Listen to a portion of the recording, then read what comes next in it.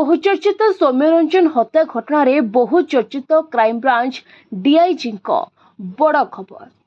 बालियंता सौम्य मृत्यु मामला रे आहुरी 10 जन अभियुक्त फेरार अछंती। घटना संपृक्त काहारिकु भी छड़ा जिवो नाही बोली समस्त अभियुक्तों को गिरफ कराजिवो बोली क्राइम ब्रांच डीआईजी प्रकाश करिसंती। से कहिसंती गुरुवार धरा पड़िथिबा अभियुक्त जनक मुंड को पिटिबा प्रमाण मिलिछि। सौम्यको पोस्टमार्टम रिपोर्ट रो ब्रेन रे आघात जोगु मृत्यु होइथिबा स्पष्ट होइछि। एथिसह सौम्यको शरीरर विभिन्न स्थान रे मध्य आघात लागिछि। एहा एक संवेदनशील हत्याकांड।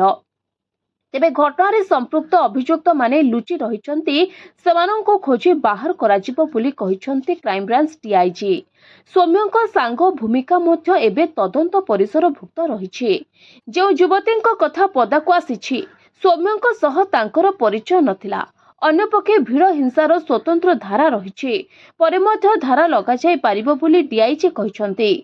तेबे खबर अनुसार किछि दिन तले सौम्यको मां सौम्यको सांगर भूमिका को मध्य तदंत परिसर भुक्त करबाकू दाबी करथिले। Report voice of Odisha live.